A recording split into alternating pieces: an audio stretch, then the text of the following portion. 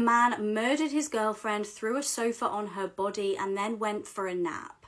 Annabelle Meenan was just 21 years old when she was brutally killed. It was 2021 and she was living in Pennsylvania and dating 33-year-old Leroy Bram. The pair had met when Annabelle was in high school and she was young and vulnerable to his advances. During their relationship, he is said to have beat her multiple times, and some of these beatings were actually caught on CCTV inside their trailer home. On the 4th of December 2021, things would turn even more sinister. Prosecutors stated that Leroy beat her throughout the evening so badly that she would eventually die. He had apparently been jealous of a male that the pair had been on a cruise with in summer 2021. He attacked Annabelle so horrifically that she died a painful and brutal death. He not only beat her but also stamped on her head and then dropped a sofa on top of her. He then casually sat on the sofa and fell asleep. Officers were called to what they thought was a medical emergency, and they arrived at the scene to find the 21-year-old deceased. She had extensive wounds and bruising all over her body. The crime scene included walls covered in blood and a hole in the wall. Annabelle's phone was found smashed on the floor. Leroy was convicted of murder and is currently awaiting sentencing. These are pictures that capture people's final moments, and this one is extremely sad and unfortunate. This picture captures the last moments of Ayana Takamasu, the girl wearing the red sweater in the background. She slipped and fell into Niagara Falls shortly after this photo was taken. In 2011, authorities recovered the body of a woman from Niagara River. She was later identified as Ayano Takamasu, a 20-year-old international student from Japan. While visiting Niagara Falls with a friend, Takamasu climbed over a railing to pose for a picture. She was straddling the railing to look at the falls, and when she stood up, she lost her footing and fell into the river 24 meters upstream from the brink of the falls. Moments before the tragic accident occurred, an Ontario-based couple was also taking pictures of themselves, and they captured what is thought to be the final moments of Takamasu. In the photo, she can be seen in the background right here. She is wearing a red sweater and appears to be standing on the top of the rock barrier. The incident was also captured on CCTV surveillance and no foul play was involved. This is just so sad because she probably went to Niagara Falls to enjoy a breathtaking view and something she never experienced before. But instead, the unthinkable happened in seconds and she lost her life. This is just so sad and heartbreaking, and it makes you realize that you should never take life for granted because it could be taken from you in a second. This Celebrity Cruises youth counselor admitted to molesting multiple children on the cruise ship. This is Chris John Pantinio Castor, who's also known as CJ. He's a Philippine national, and he was on a cruise on December when he committed the worst offense you can commit. So on November 27th, the cruise ship returned back to the shore in Florida. A 6-year-old girl had been handed over to the cruise ship staff to be a part of the youth program, and when her parents picked her up from the cruise ship, she had a disturbing story to share. She basically stated that the man known as CJ had played with her private parts while she was playing video games. And she even told investigators afterwards, this is so sad, that he touched her where the pee comes out. So when the authorities actually arrested CJ, they were completely shocked when he admitted not only to molesting the 6-year-old girl, but to molesting multiple other children on board the cruise ship as well. CJ stated that he knew where the security cameras were on the cruise ship, so he attempted to hide his molestation as well as he could. Which apparently he did because none of the security cameras actually showed him committing these horrible acts. But he told the authorities he had assaulted 3 other children, he had made skin-to-skin contact with them, and now he's facing federal charges in Florida. Now, I really hope this guy gets punished and prosecuted to the fullest extent of the law, but as we know, and especially here on my TikTok, this doesn't always happen, so we can only hope for the best. And this guy definitely has a one-way ticket straight to hell.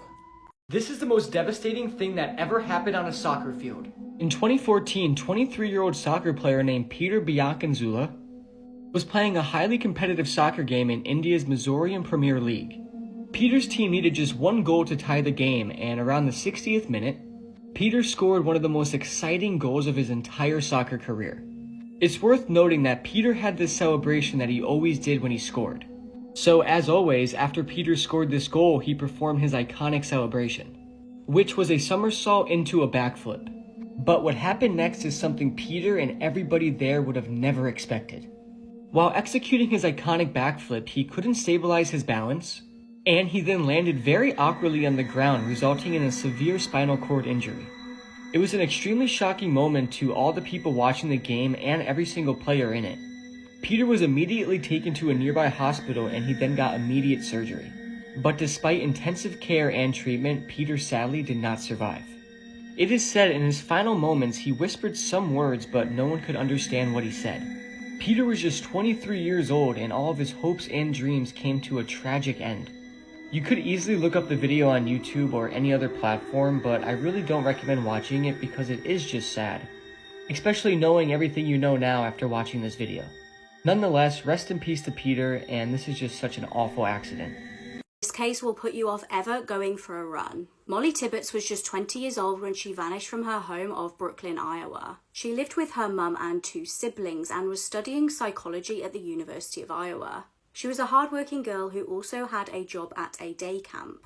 On the 18th of July 2018, she left her boyfriend's house for an evening jog. She regularly went for runs and it was really light out despite the fact that it was the evening. She was last seen at 7:30 and was reported missing by her concerned family when she failed to turn up for work the next day. Her boyfriend was questioned and told police that he had a Snapchat message from her that evening. Although police were initially suspicious of her boyfriend, as they are usually with every partner of a missing person, he did actually have a solid alibi. He was miles and miles away at the time of her disappearance. The whole community banded together and tried to find the missing girl. Finally, in August, a neighbour checked their CCTV footage and spotted something on tape on the evening of Molly's disappearance. At 7:45 p.m, Molly was spotted briefly in the footage, as well as a dark car that seemed to be circling the area. Police were able to identify the car and track it down with the driver inside. The man was 24-year-old Christian Rivera, and after a lengthy interrogation, he finally confessed. He stated that he saw Molly and took the opportunity to approach her after being attracted to her. He claimed that he was aware that he'd approached her, but then blacked out and couldn't remember anything. However, he was then miraculously able to show police to where they could find Molly's body. She had been killed by 12 stab wounds to the head, neck and chest. Christian was sentenced to life in prison without parole. This is Perfection, one of the worst videos on the dark web you should never go looking for, explained. Okay, so Perfection is a dark web video nobody should go looking for or even want to see. The video shows a woman peeling her nose and entire face off with a potato peeler, with literally zero expression or pain on her face throughout the entire time doing it. After she completely peeled off her face and nose, her jaw was just hanging down because there was no support from the cheeks anymore. There is a story about 3 friends who watched the entire Perfection video and 2 of them ended up dying. Many reports say that while watching the Perfection video, it somehow hypnotizes you and you end up doing what the girl did to herself and dying. But luckily for all of us, this video is literally impossible to find. It's extremely hard to find on the dark web, which means it's virtually impossible to find it on the normal web.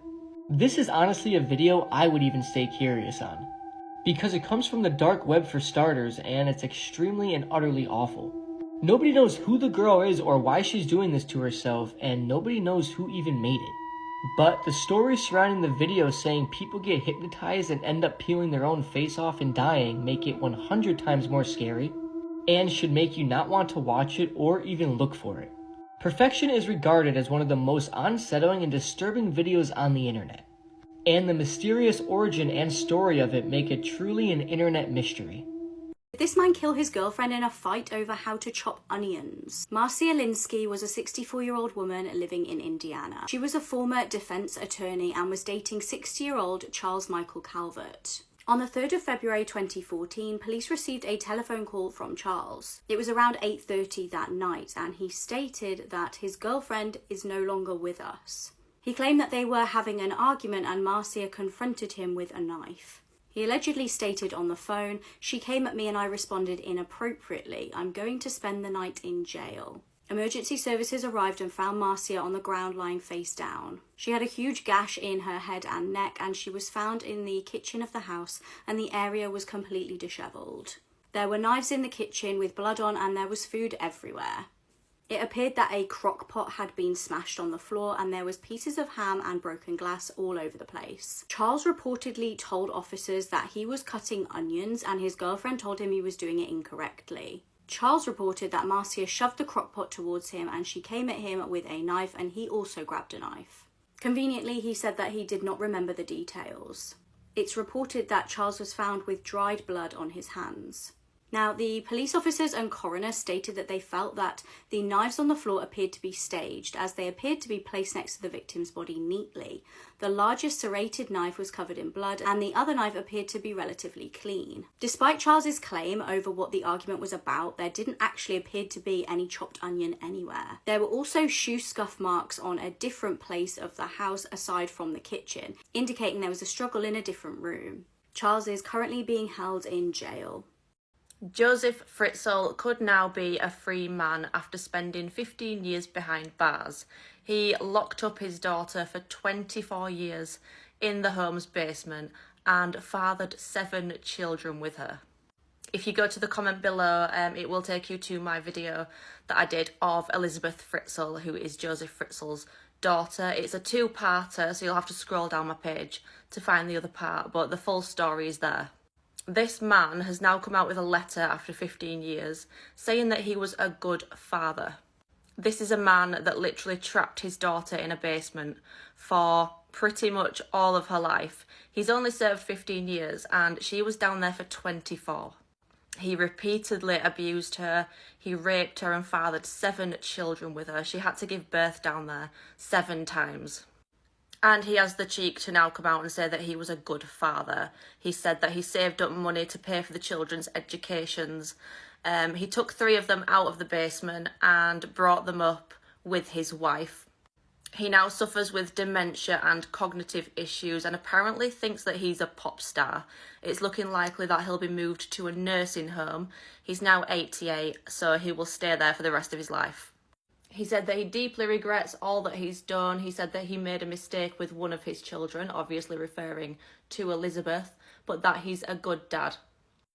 I don't believe he should be released. He is facing his parole hearing soon and they will make a decision, but I think he should be locked up for the rest of his life. If you're not familiar with the case, please do go and watch my other video and then come back here and let me know what you think. Should he be released into a nursing home or should he be kept in prison?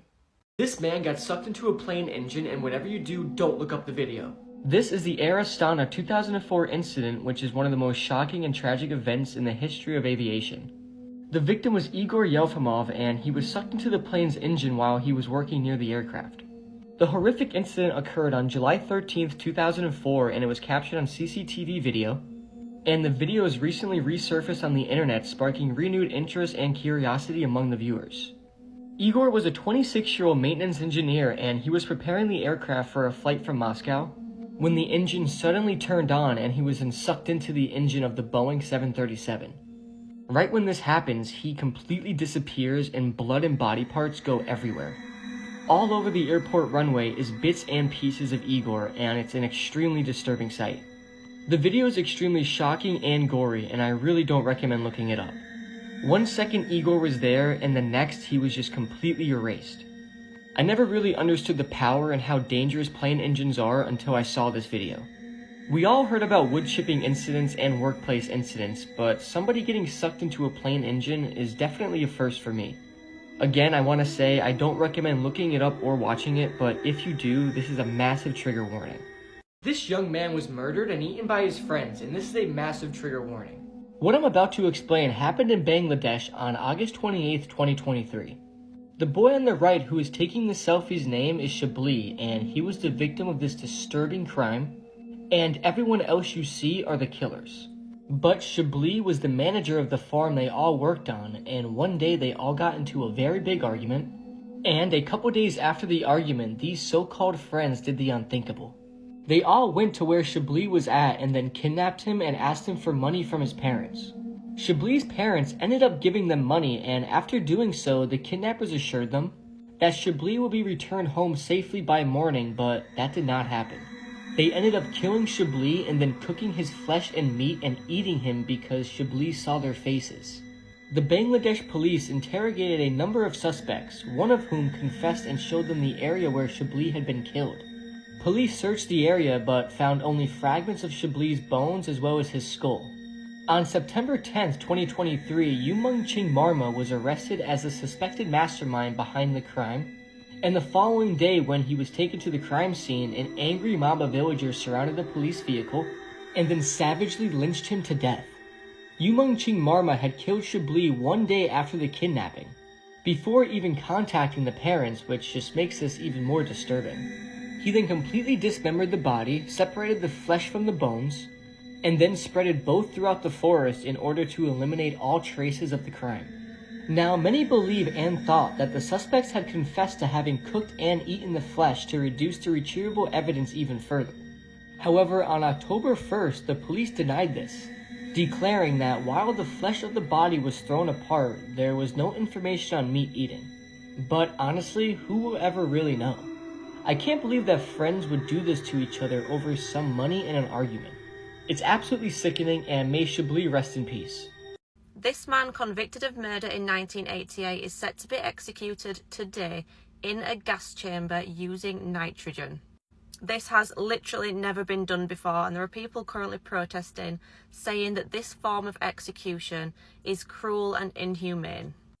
Kenneth Smith will be placed inside this gas chamber. He'll then have a mask placed over his entire face from his forehead to his chin. The executioner will then pump in a lethal dose of nitrogen. The air that Kenneth is breathing will become 100% nitrogen, and it will starve his body of the oxygen that it needs to survive. This method is completely untested, and it's never been used before, and it's been criticised by experts and human rights advocates that have likened it to torture. They have no idea how this execution will go, and his team are worried that he'll either choke and suffocate on his own vomit as he's that nervous, or he'll be left in a vegetative state. Shockingly, this isn't the first time that Kenneth will have visited the death chamber. His first execution was in 2022, and he was set to die by lethal injection. He said goodbye to his mother and grandson, and then he was taken to the death chamber. He was strapped to a gurney, and he then spent 4 torturous, painful hours being stabbed with needles as they tried to establish an IV. This execution failed, and Kenneth now suffers with PTSD and horrific nightmares that send him into a panic attack. He's one of only 2 people to survive an execution, and today he faces the death chamber again. He says he's not ready for it, and the thought makes him feel sick to his stomach. This is taking place in Alabama in the US, but as of 3:30 today UK time, his team have made a last-ditch attempt to halt the execution. I'm going to keep a close eye on this, and I will update in the comments when I find out whether the execution has gone ahead or not. Also, if you'd like to know how Kenneth ended up on death row, please let me know in the comments, and I'll do another video detailing his crime. These are the worst murders in every US state, and today we're doing Arizona. We are going to be talking about the case of Travis Alexander. He was an American salesman who was murdered by his ex-girlfriend Jodi Arias in his house in Mesa, Arizona. In 2006, Travis Alexander met 26-year-old Jodi Arias at a Las Vegas conference. Jodi was beautiful, blonde, and a carefree, aspiring photographer, and Travis was a salesman, motivational speaker, and a devout Mormon. When the pair met, they had an instant connection. They started dating, and despite living in different states, they continued their long-distance relationship. However, since the beginning, Travis's friends began noticing some red flags in Jodi and grew concerned about his safety. As the relationship between Travis and Jodi got more and more volatile and toxic, Travis's friends began to warn him. After 5 months of being together, Travis broke up with Jodi. And after a few weeks, Jodi moved to Mesa where Travis lived. Jodi began to show up at her ex-boyfriend's house unannounced and let herself in after unlocking the garage door. While Travis was angry at times by this intrusion, the couple would sometimes become intimate. Meanwhile, Travis had also began dating another woman named Lisa. Occasionally, Jodi would try to scare Lisa by knocking on her door and running away. After living in Mesa for 8 months, Jodi went to her family's home in California. However, Travis and Jodi still kept in touch. In 2008, Travis had planned to attend a company retreat in Mexico with a Mormon woman he had started dating. He never went to the retreat, and his friends did not hear from him again. After 5 days of no contact, his friends visited his home and found a horrific scene. As it turned out, on June 4th, 2008, Jodi and Travis were at his house in Mesa. Jody stabbed Travis 27 to 29 times. She also slit his throat and shot him in the head once. The medical examiner also revealed that he had defensive wounds all over his hands. Travis died of blood loss at the age of 30, and this photo is the last photo of Travis before he was brutally murdered by Jody. And the disturbing thing is, Jody took this picture. The crime scene photos of this case are absolutely gut-turning and disturbing, and I don't recommend looking them up. Rest in peace to Travis Alexander, and this is such an unsettling case.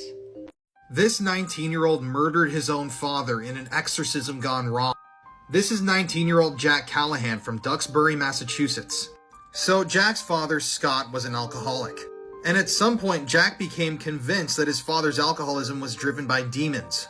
And Jack felt like the only way he could cure his father was by dunking his head in a local pond to perform an exorcism. So on the night of the exorcism, Jack and his father were picked up by an Uber driver in Boston, Massachusetts. The Uber driver later stated that Scott Callahan, Jack's father, seemed very inebriated. You see, in the past, Scott had suffered a traumatic brain injury, and he had a history of mental health and substance abuse issues. So according to his defense attorney, Jack's father, Scott, had checked himself out of an assisted care facility that night, and he had gone to a bar and gotten drunk, and this is what sent Jack over the edge. Jack went to Boston to go retrieve his father because his mother said that he couldn't come back and stay with her, but Jack's mother ended up calling 911 that night because Jack returned home in a frantic state and Scott was missing. When police interviewed Jack, he said he had no idea what happened to his father. He said that his dad was drunk when he met with him. He started beating him, but then he blacked out and walked back into his home soaking wet. But that's what led investigators to the Island Creek Pond in Crocker Park. Apparently, that's where the Uber driver had dropped off Scott and Jack. When authorities went and searched the pond, they discovered Scott Callahan's body submerged in the water next to some suitcases. So Jack later told investigators that he had gotten into an altercation with his father near the pond. According to Jack, Scott had begun to strike him, so Jack took Scott over to the water and began performing an exorcism. Jack held his father on his back, cradled his head, and dipped him in and out of the water. Jack said he kept doing this, trying to exorcise this spirit until his father just stopped breathing. Jack, when interviewed by police officers, told them this. I'm going to read this quote to you. "I left him there to decide, you can come to heaven with me or to hell. I think he chose hell." Jack also told the authorities that he believed his father's body was being possessed by an evil demonic spirit that he called Dirty Dan. And he said that doing this baptism exorcism was in an effort to get rid of this demon. Investigators claimed that this was one of the most confusing, disturbing, and bizarre cases they had ever worked.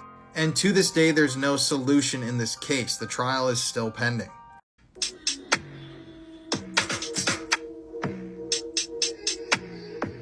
The man in that video was murdered in broad daylight. His name was Matima Miller, otherwise known as Swavey or Babyface S here on TikTok. Before Swavey was shot and killed in broad daylight, he had amassed over 2.5 million followers here on TikTok. Swavey posted life updates all the time. He posted dancing videos. He was just a really positive TikToker that loved being creative. And obviously this had attracted tons of people to his page, but nobody ever could have expected what happened next. So in July of 2021, on a Monday at around 10:42 a.m., police were called to a neighborhood in Wilmington, Delaware.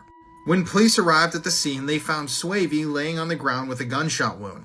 At the time, Swavey had literally been out on the street when somebody drove up, started firing shots, and killed him. So for the longest time, nobody had any idea who had killed Swavey. That is, until November of 2021, when Israel Lecomte was indicted. Israel, who was just 18 years old at the time, was indicted on 38 felony charges. Prosecutors gave him 10 counts of possession of a firearm during a felony, 2 murder charges, so he killed 2 individuals. And he had been a part of a gang called the North Pack Street Gang in Delaware. Now, I couldn't find any more updates to this case, but this is just a tragic story, an event that never needed to happen in the first place. And rest in peace, Swavey. This true crime story shook me. On April 23, 2006, a brutal, bloody massacre took place in the Richardson family home in Canada. The bodies of Mark Richardson and his wife Deborah were found fatally stabbed in the basement of their home. Their 8-year-old son Tyler was also found fatally stabbed upstairs, and their 12-year-old daughter Jasmine was gone completely, assumed at the time to be abducted. But police soon discovered the actual disturbing truth about 12-year-old Jasmine, and the truth was she was not abducted. She was, in fact, on the run with her 23-year-old boyfriend, Jeremy Steinke, who she had met at a punk concert and was completely enamored with. Jeremy was a gothic figure and wore all black and heavy, thick white makeup and eyeliner, and he had also told Jasmine that he, in fact, was a 300-year-old werewolf. And naturally, when Jasmine's parents found out about the two's relationship, the parents put a quick stop to that and said, "You cannot see that boy anymore." This enraged Jasmine, and she immediately went to her boyfriend online and began plotting revenge and began trying to figure out a way for them to be together. And Jasmine's parents, Mark and Deborah, had no idea that them putting their foot down and doing what any normal parent would do in this situation had in fact signed their death warrants. Matter of fact, in one particular excerpt from an online conversation that Jasmine had with her boyfriend Jeremy, she simply stated, "I have this plan. It involves us killing them and me living with you." And that's exactly what happened on that April night when Jeremy went into the Richardson home first and found Mark and Deborah and attacked them downstairs, brutally stabbing them to death before he and Jasmine made their way upstairs, found her younger brother Tyler, who pled for his life as she looked him in the face and stabbed him to death. Later, when Jasmine was asked, "Why did you kill your brother? You were mad at your parents," she said that it simply would have been cruel to leave him alive with no parents. Jasmine's murder trial began in June of 2007 and only lasted about a month. She pled not guilty, but after only 3 hours of deliberation, the jury found her guilty of 3 counts of murder, and Jasmine became the youngest person in Canada to ever be convicted of multiple counts of murder. Being that Jasmine was a very young juvenile, the maximum sentence that she could have served was 10 years, and she did in fact serve 10 years in a juvenile detention facility. She was then released, and the judge said that she was very unlikely to be a repeat offender. And Jeremy is serving 3 consecutive life sentences for the murders of Mark, Deborah, and Tyler.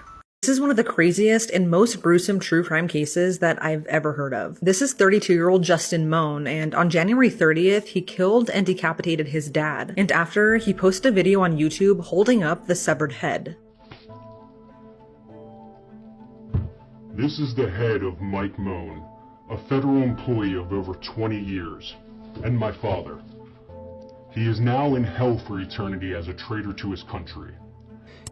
This case started on the evening of January 30th at around 7 p.m. when police were called to a home in Middletown Township, Pennsylvania. The home belonged to Michael and Denise Moan, who also lived with their son, Justin. That night, Denise found Michael in their bathroom surrounded by a pool of blood, and it was clear that he had been decapitated. Denise then discovered Michael's severed head wrapped in saran wrap in a cooking pot in the next bedroom. It was around this time that multiple calls to police started pouring in about an extremely graphic video that had been posted to YouTube earlier that night called Moan's Militia. The video was over 14 minutes long, and it was of Justin holding up his dad's severed head. He then stated his dad's full name, saying that he was in hell for being a traitor to his country. Michael was a federal employee. He was an engineer with the Geoenvironmental section of the U.S. Army Corps of Engineers. The video was a call to arms for American patriots and was him rallying against the government. In the video, he encouraged patriots to kill federal employees, and he ordered that all federal law enforcement officers, judges, and Border Patrol agents be captured and tortured for information, and then be publicly executed. Obviously, after the 911 calls and the gruesome crime scene, police began searching for Justin, who was on the run in his dad's white Toyota Corolla. After pinging his phone, Justin was found at a National Guard training center over 100 miles away. He had already driven through barricades and climbed a barbed wire fence, but they were able to locate and arrest him. Upon arrest, Justin stated that he wanted to join forces with Pennsylvania Governor Josh Shapiro. He has since been charged with first-degree murder and abuse of a corpse. According to an autopsy conducted on Michael, he died of a gunshot wound to the head before being dismembered with a knife and a machete that Justin had bought just 1 day before the murder. Both of those murder weapons were found in the home's bathtub, as well as bloody gloves in the bedroom matching to what Justin wore in his YouTube video.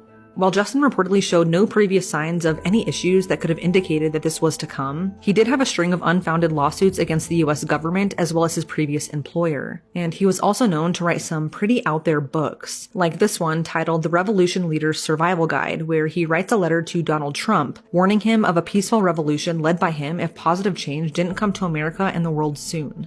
I don't even have the words. This case is beyond horrific. This man is the worst pedophile in American history. Let me warn you, this story is one of the most disturbing that we've ever covered on my TikTok, so viewer discretion is extremely advised. So this is David Renz. He's from New York and he was 29 years old when all of this happened. So in February of 2013, the police conducted a search on David's electronic devices after receiving a tip-off. And what they found was absolutely disturbing. On David's electronics, they found over 11,000 CP or CSAM images. 11,000 child porn photos. They also found 1,100 CP or CSAM videos. 1,100 child porn videos. So obviously, seeing this, you would think, put this guy away, throw away the key immediately, right? But that's not what happened. You see, David Renz, while awaiting his trial, bonded out of jail, and that's when this horrific crime happened. So on March 14th, 2013, 6 weeks after he was initially arrested, David cut the ankle monitor off of his ankle and went on a crime spree. He went to a local mall in New York where he saw Lori Bresnahan and her 10-year-old daughter leaving a gymnastics class. David then approached Lori and her daughter, held a fake airsoft pistol, and said that they needed to get in the car and he was getting in there with them. Once Lori and her daughter were in the vehicle, David forced them to drive to an isolated part of the mall's parking lot, and he then cut holes in the mother and daughter's clothing and proceeded to essay or assault the 10-year-old girl in front of her mother. At one point, David was trying to secure Lori's head to a car seat headrest with some plastic ties when Lori started freaking out. She started shaking, she fought David off, and she told her daughter to run and get help. Thankfully, Lori's daughter ran out of the car and was able to make it to a road where she saw a passing motorist and flagged him down. But unfortunately, it was too late for Lori, and inside of that vehicle, David Renz stabbed and strangled her to death. So shortly after this happened, police went on a massive manhunt for David and they were able to find him quickly. But people had so many questions and so much frustration, and I totally understand why. I mean, the police had found over 11,000 CP or CSAM images on this guy's devices. I don't see one reason why he should have not been in jail. And for some reason, the police let him out on bond, and he was then easily able to escape his monitoring system and carry out these extremely disturbing crimes. I am happy to report, though, at the end of this story that David Renz, at minimum, is in life for prison without the possibility of parole, meaning that he's going to rot and die in there. And I think that that's the only place in this world where this guy deserves to be. Sometimes true for stranger than fiction. The case of Richard Trenton Chase is a story which even the most depraved horror writer would struggle to create. Over the course of 4 weeks spanning across 1977 and 1978, Richard Chase took the lives of 6 innocent victims in Sacramento, California. His murders gradually progressed in violence, beginning with drive-by shootings and culminated in acts of cannibalism. I've got a story that's going to give you the creeps. Dorothy was an unassuming California elderly woman. She had curly gray hair, wore round glasses and vintage sweaters, and she was kind of your typical grandmotherly figure. And she was known in her community to be an absolute sweetheart, and she particularly took care of those who were elderly, those who were disabled, putting them up in her boarding house that she had opened in the 1980s. And so naturally, neighbors found it a little peculiar when a detective showed up at her door one day and started asking questions. And it was an even bigger shocker when only 30 minutes after the detective's arrival, he had poked around in the backyard and found some disturbed earth and found human remains. Dorothy was born in 1929 in Redlands, California, to 2 alcoholic parents. Both of her parents died before her 10th birthday, landing her in an orphanage where she was horrifically abused. By the age of 16, she was married and had 2 kids, and by the age of 19, she was serving her first jail sentence for forgery. By age 23, Dorothy was on her 2nd marriage and her 2nd stint in jail, this time for owning and operating a brothel. She was also hospitalized during this time in her life, and she was diagnosed as a pathological liar with an unstable personality. By age 40, she was on her 3rd marriage, which didn't last but about 16 months, and then that ended in a long, messy divorce, at which time Dorothy decided to open her boarding house, helping alcoholics and the mentally ill file for Social Security benefits and get a second chance at life, or so they thought. During this time, she ended up doing yet another stint in jail for forging and cashing 34 federal checks. Dorothy was just a woman who never learned her lesson, and her name continued to pop up in police reports from neighbors, friends, people who were staying in her boarding house saying that she had stolen from them. And here's the kicker. Yes, sweet little Dorothy was a liar and a thief and a forger, and she had run brothels. She had a long criminal history, but this unassuming little boarding house was doubling as a crude graveside for many of the tenants that stayed in her care. And so that day in 1988, when the detective showed up at Dorothy's door, he had no clue that he was knocking on the door of Sacramento, California's notorious serial killer who would eventually be dubbed the Death House Landlady.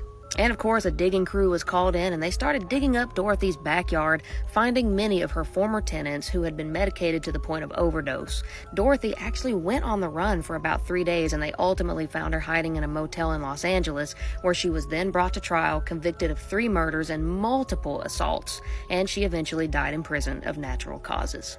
Y'all, I'm a storyteller, but I am also currently on season 24 of The Voice on the first ever Team Reba. Be sure that you're watching me because I plan on winning the whole thing. See you on NBC. Okay, so a lot of people asking for the full story. So Kenneth Smith is on death row for his part in the murder of this woman. Elizabeth Sennett was brutally murdered in her own home in 1988 in Alabama. She fought for her survival, and according to Kenneth, she begged her killer to spare her life. And according to him, he wasn't the killer.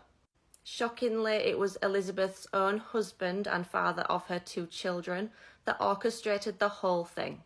Charles Sennett was in a huge amount of debt, and he was also having an affair. So he decided to get rid of his wife and claim on the life insurance.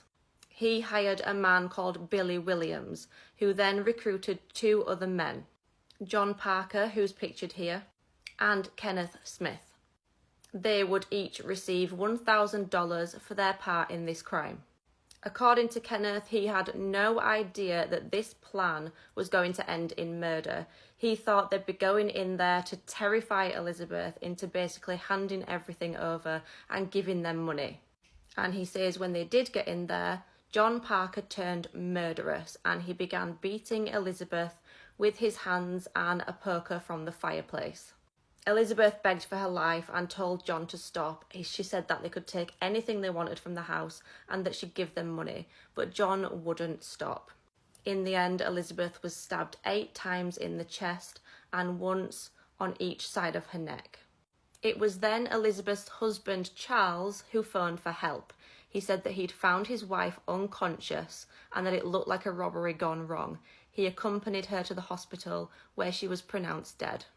Charles was taken in for questioning, and once suspicions fell on him, he panicked. He went to meet his family at church, told them that it was him that had planned Elizabeth's murder and had her killed. He then confessed to the affair, went outside to his truck and shot himself. Shockingly, even though he was the one that had her killed, he was buried in a plot right next to his wife. Police noticed that in Charles's interviews, he'd acted really suspiciously when they'd mentioned the names of John, Billy, and Kenneth. All 3 men were arrested. Billy Williams was sentenced to life without parole.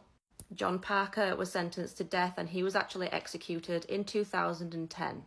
And as we know, Kenneth Smith was also found guilty. The jury actually voted 11-1 to sentence him to life without parole, but this was overridden by the judge and instead, as we now know, he was sentenced to death. There's still no update on the execution, I have just checked, but I will keep checking, and I know a lot of you in the comments want to know what's happening with it. Currently, they've appealed it, so I will do my best to find out.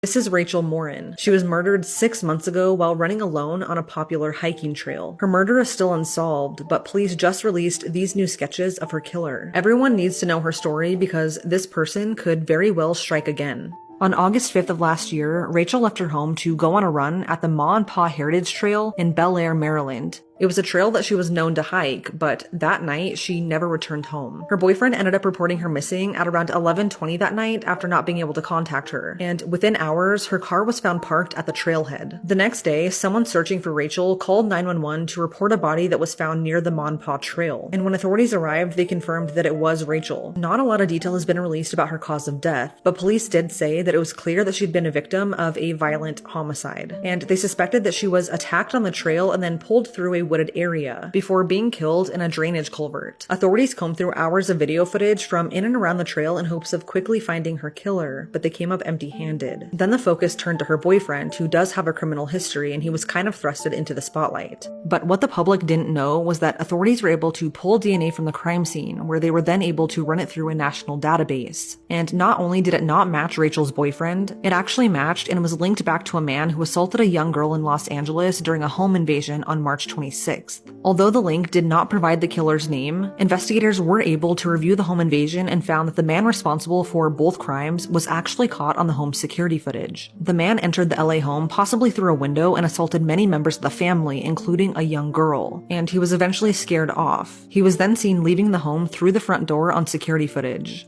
Police believe that had he not been scared off by another family member, that this case would have likely ended similar to Rachel's. DNA left behind on a hat at the California home was confirmed to match DNA that was left behind in Rachel's murder. And with the help of witnesses on the trail that night, as well as the family members of the home invasion, police were able to put together this new sketch of Rachel's killer. He's believed to be around 5'9", between 20 to 30 years old, roughly 160 pounds, and has dark hair. Authorities are concerned that whoever did this could possibly be a serial killer who was escalating and could possibly kill again. At this point, it's not clear if Rachel was targeted, as she did frequent the trail, or if her killer just randomly stumbled across her that night. But one thing police do know is that the killer was likely very familiar with the area, and they believe that he'd been in the area for possibly even weeks leading up to the murder. Sheriff Jeff Gaylor said that his gut tells him that Rachel was stalked, but he also said that they can't rule out the possibility that this was a crime of opportunity. It's now been 6 months, and Rachel's murder is still unsolved.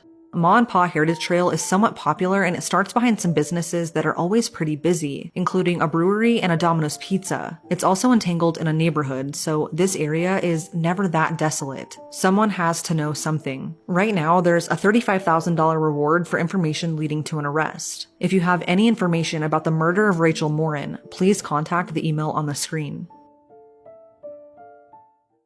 These are pictures with horrifying backstories, part 4. This is conjoined twin Margaret Gibb, and she's getting a kiss from her boyfriend while her sister Mary looks on in the 1940s. In 1966, it was discovered that Margaret had cancer in her bladder, which spread to her lungs over the next year. However, the sisters adamantly refused separation. On August 29, 1967, Margaret died, and Mary died 2 minutes later. They were only 55 years old. Next up is a picture that just looks like a normal innocent child, right? Well, wrong. This is Mary Bell, and she became a serial killer when she was only 11 years old. She was sentenced to life in prison for killing 2 toddlers in 1968, but she now lives in complete secret after being freed 12 years later. Up first, these 2 friends posted this selfie on Facebook. But later that night, something terrible happened. The girl on the left strangled her friend to death with the belt that she is wearing in the photo. I don't understand how somebody can do this to their friend. Next is a picture of Robert Earl Hughes. He holds the record for the heaviest human in the world able to walk without assistance. He reached a weight of 1,071 pounds and his chest measured 10 feet around. Up first, a Russian man who tried to rob a hair salon ended up as the victim when the female shop owner overpowered him, tied him up naked, and then used him as a sex slave for the next 3 days. This is just crazy, and do you think he got what he deserved? Next, Robert Liston, who was born in 1794 and died in 1847, was a Scottish surgeon who was most famous for amputating a patient's leg in under 2.5 minutes, operating so quickly that in the process also amputating the fingers of his assistant and slashed the coattails of a spectator who dropped dead from sheer terror. Both the patient and his assistant later died from gangrene, making it the only recorded operation with a 300% mortality rate. This photo was taken by a paramedic in 2015 outside of a hospital. It depicts an ER doctor who stepped outside to cry after losing a 19-year-old patient. Minutes later, the doctor walked back in with his head held high, ready to continue working. After being diagnosed with polio at age 3, Diane Odell spent nearly 60 years encased in a 750-pound iron lung. She only died when a power outage shut down the machine that had been keeping her alive for decades. After years of abuse and torture in a circus in Hawaii, this poor elephant named Tyke managed to escape and injuring the staff on his way out. The police then shot him 86 times, which eventually killed him. The sad look in his eyes tells 1,000 stories. Next, on November 1st, 2017, a student in Moscow, Russia named Andrei murdered his teacher, and took a selfie with his body. He then ended his own life with the circular saw you see in this picture right here. Next, in 2015, a 4-year-old girl in Colorado named Naomi was at the park with her family. She wandered off and walked over a frozen pond and fell through. This image shows her footsteps as she walked towards the lake, and unfortunately, she didn't survive, and her cause of death was determined to be drowning and hypothermia. However, coined the phrase, "You can't make this stuff up," might have known the story of real-life boogeyman, Albert Fish. A slight, elderly man with grey hair, no one suspected the kindly single father of being sadistic child murderer and cannibal. This is the $40 million NFL player who was a convicted killer. NFL star Aaron Hernandez had several run-ins with the law. In 2007, he was involved in a bar fight and left a man with a ruptured eardrum after punching him in the head. Later that year, Aaron was involved in a double shooting where, luckily, the 2 victims survived. Aaron was uncooperative with police at the time and no charges were filed. It was in 2012 in Boston, Massachusetts that things would take an even darker turn. Aaron's team, the Patriots, had just lost to the New York Giants not long ago. Then on the 16th of July, 2 men were killed outside a nightclub. 29-year-old Daniel de Abreu and 28-year-old Safiro Furtado were shot to death in a drive-by shooting in the early hours of the morning. Witnesses reported on the evening in question that they saw the 2 victims accidentally bump into Aaron Hernandez in the club. One man, Alexander Bradley, was a key witness in the case. He provided an account of how enraged Aaron had been on the night to have a drink spilled on him by the 2 men. Aaron had reportedly seen it as confrontational. Now, Alexander reported that he and Aaron had been together in the car when Aaron pulled up to the victim's car and fired shots inside. Alexander told officers that Aaron then arranged for his cousin, Tonya Singleton, to pick up the car and store it in her garage. Aaron apparently knew that the car could be used in evidence. The car ended up being discovered a year later when police were investigating another murder. Now, Aaron continued his life as normal as police investigated, and then in June 2013, there was another shocking murder.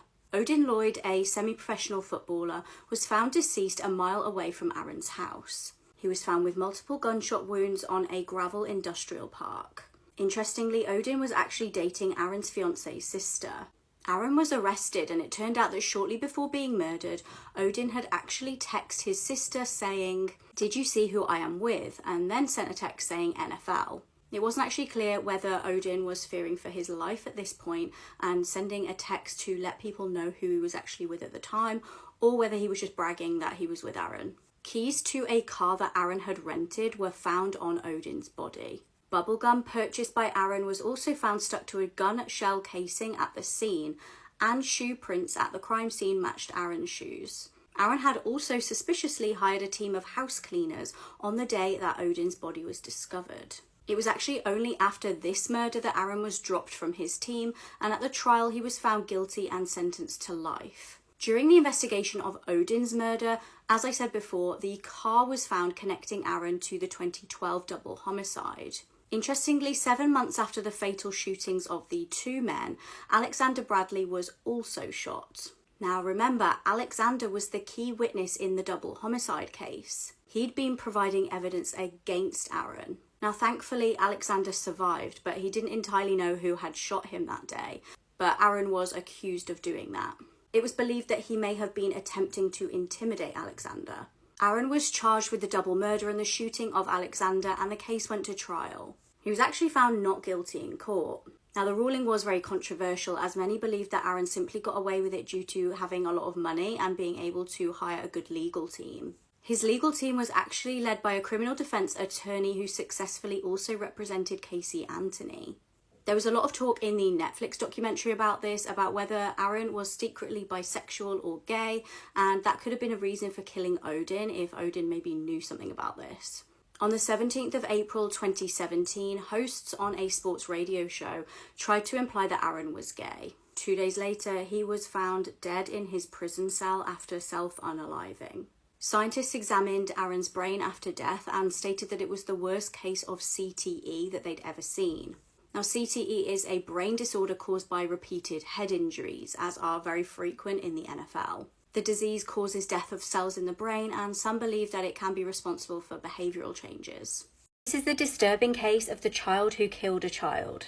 In July 2018, 6-year-old Alicia McPhail was abducted from her bed. She'd been staying with her grandparents in the Isle of Bute. She'd gone to sleep watching Peppa Pig, and no one had any idea of the horrors that would unfold that evening. Meanwhile, 16-year-old Aaron Campbell was drinking with friends at his house. Aaron apparently became upset in the night because he had been arguing with his mum. He had had a challenging upbringing involving physical and emotional abuse. Aaron decided that evening he wanted to get some substances to smoke from a couple that he knew. The couple in question were Alicia's dad, Robert, and his girlfriend. They'd been known to sell substances to Aaron previously, but he could not get hold of them. Intending to go and steal them off them, Aaron armed himself with a knife. He headed to Robert's house where he lived with his parents and girlfriend. This was obviously where Alicia was staying that evening. When he arrived at the house, he noticed the 6-year-old sleeping in her bed and took the opportunity to snatch the poor defenseless young child. Disgustingly, he carried her to a secluded location, SA'd her, and then killed her. He then disposed of his clothes in the sea. At 6 a.m. the next day, Alicia's grandparents woke up to discover that the little girl was missing. They straight away alerted police and locals. When the family asked Aaron to keep an eye out for the little girl, he texted them back saying, "Oh damn, I'm sure she's not went too far." A local man soon discovered Alicia's lifeless body around 15 minutes away from her house. Along with a lot of the local community, Aaron's mum actually checked her CCTV of her house. She was hoping that this would help with the investigation, and it definitely did. She saw her son leaving and returning from the house that night, and she handed the evidence over to police. Aaron was arrested, and it was discovered that the clothes that he'd abandoned on the beach did actually match with his DNA. This is Peter Scully, one of the worst pedophiles in world history. I'm about to tell you his story, but seriously guys, this one is incredibly disturbing. It's so dark, and viewer discretion is really advised for this video. So Peter Scully, he's still alive. He was from Australia, he had a family there, but he was engaging in criminal activities, and he eventually fled the country and moved to the Philippines. And this is where the darkness really began. While he was in Australia, Peter Scully started up an international child sex abuse ring. The things that were done to these kids are, I can't even talk about them here on TikTok, but he also started up a pay-per-view video service. And with these videos, he was producing CP, but one of the most extreme forms of CP that can possibly be produced. So how did all this happen? Well, when he was out living in the Philippines, Peter Scully had 2 Filipina girlfriends. They would go out to the streets, they would find kids that needed money or looked impoverished, they would bring them back to the house they shared with Peter, and the things that went on afterwards are literally unspeakable. Remember, like I mentioned before, Peter was the head of an international ring of people that enjoyed the abuse of kids, and he provided videos for these clients. But his most infamous video was titled Daisy's Destruction. This video that he produced was so extreme, so hardcore that people on the internet, when they heard about what happened in the video, literally thought that it was an urban legend, and they thought that there was no way this could be real. This is an actual screenshot of the beginning of the video. This is a screenshot from the very beginning of the video. In the video, 3 young girls are repeatedly tortured for hours and hours on end by Peter Scully and his 2 girlfriends from the Philippines. They are beaten, they are sexually abused. I can't even describe, like I said on TikTok, some of the things that happened in this video. And 18-month-old Daisy. Now keep in mind that all of this was on camera. That's the most disturbing part of this. One of Peter's victims actually ended up dying. They were buried in his house. And this sick individual literally sold that video footage across the world. And what's even more disturbing is that there were lots of people willing to pay to see that video. I'm not kidding. People were paying $10,000 to view this video. That is absolute insanity that there are people that sick out there in the world. And this is only the beginning of the crimes that this guy carried out. Some of the other stuff that we're going to touch on is absolutely disgusting. It's just horrific. And the story of how Peter Scully was eventually identified and arrested is extremely captivating. I'm going to run out of time here on this video, but if you want to see a part 2, let me know below. This story is far from over. Mysterious case absolutely does not sit right with me. Someone knows something and has not come forward. On the 12th of July 2015, 18-year-old Tiffany and her parents attended a graduation party in New Jersey. At around 9 p.m, one of Tiffany's friends spoke to her parents and claimed that they were really annoyed because Tiffany had used their debit card without permission. Tiffany initially denied this to her friend, but then did admit this to her mum Diane a little bit later. At this point, they were all outside Tiffany's house, and Diane went inside to find her husband. When she returned outside of the house, Tiffany had vanished. Now, they were able to see Tiffany on the deer cameras that they had outside the house. She appears to be walking down the driveway in her normal clothing and white headband. When they tried to find Tiffany, they actually made a terrifying discovery. Her phone was lying on the floor at the bottom of the driveway. Immediately, they knew something was wrong, as Tiffany never had her phone out of her sight.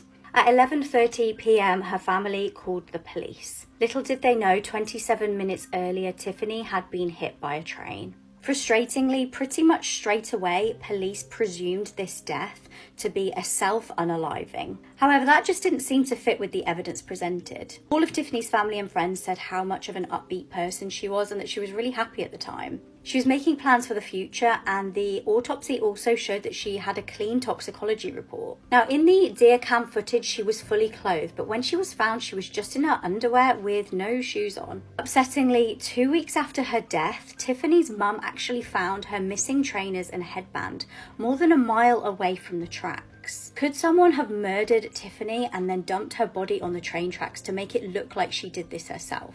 Tiffany's parents certainly think so. They definitely suspect some foul play was involved. John Wayne Gacy, the killer clown, did not act alone. This TikTok series is about to blow your mind, but there's a lot of information here, so proceed with caution. The case of John Wayne Gacy, the serial killer clown, is one of the most infamous true crime stories in American history. A brief overview of the case: in the 1970s, John Wayne Gacy murdered 33 young men.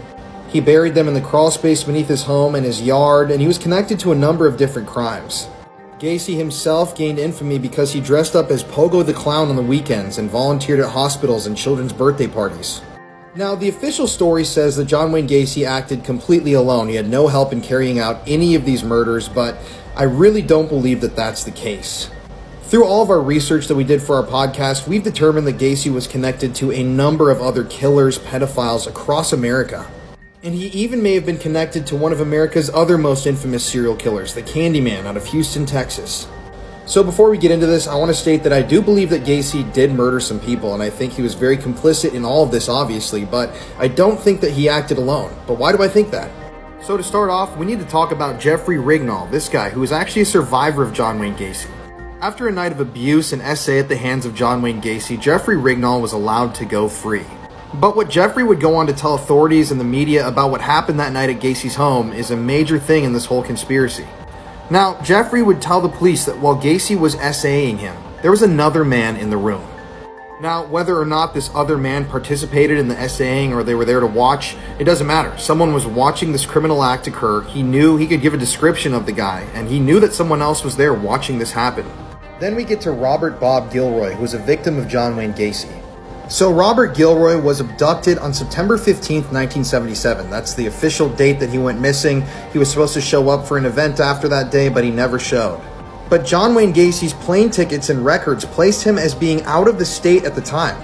His plane tickets from the time show that Gacy left Illinois on September 12th, and he didn't return until September 16th, the day after Robert Gilroy went missing. Already, these two facts point to a larger conspiracy at hand. There may have been people helping procure victims for Gacy, and he may have been even paying for these victims. And that's when we get to Philip Paskey and John David Norman, two of the most horrific people I've ever read about, and this is where the connections with the case start to get really shocking. And we've talked about John David Norman here on my TikTok before. This guy was connected with the higher-ups in the government. This guy had lots of political power, and he was a known pedophile. Remember, in earlier TikToks, I even told you about how John David Norman was arrested multiple times. He had Rolodexes full of index cards of the people who he was supplying these young men to. And both times, the police departments lost the Rolodexes and lost all the names of the abusers. But how did they connect to Gacy? Well, in part 2, we're going to talk about it. This case made me terrified to go to the cinema. This is the case of the horror in Screen 9. James Holmes was raised in California. His mum was a nurse and his dad was a scientist. From a young age, he was experiencing night terrors and allegedly actually tried to take his own life when he was just 11 years old. He He was apparently obsessed with guns and weapons and had dreamed of becoming a mass murderer. Between May and July 2012, he legally bought 4 guns. Background checks were conducted and he was allowed the weapons.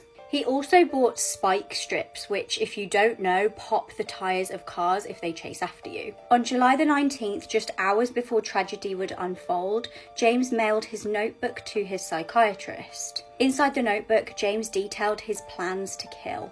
The notebook was actually discovered later on undelivered. Just prior to entering a cinema in Aurora, James rang a crisis line to tell them about his plans to kill. However, the call was disconnected after just 9 seconds. At the midnight showing of The Dark Knight Rises, CCTV captures James walking into the cinema. He walks into screen 9, props open the door, and then walks back out again. Shockingly, he goes to his car and gets guns out and gas canisters. He re-entered the screen at about 12:38 p.m. and set off 2 gas canisters. When he entered screen 9 again, he immediately opens fire on the audience, instantly killing 10 people. 2 others later died in hospital from their injuries. An additional 70 people were injured. This was an absolutely packed out cinema. James also shot at people as they scrambled to exit the screen. His youngest victim was a 6-year-old girl. Witnesses said this all unfolded as there was actually a gunfight on the screen, and initially they all thought it was special effects and just part of the film. Police were actually on the scene very quickly after the first 911 call. James surrendered to the police and was arrested in the car park. He was apparently very calm when he was arrested and told police that he had booby-trapped his apartment. When police investigated his apartment, this was found out to be true. He was sentenced to 12 consecutive life sentences.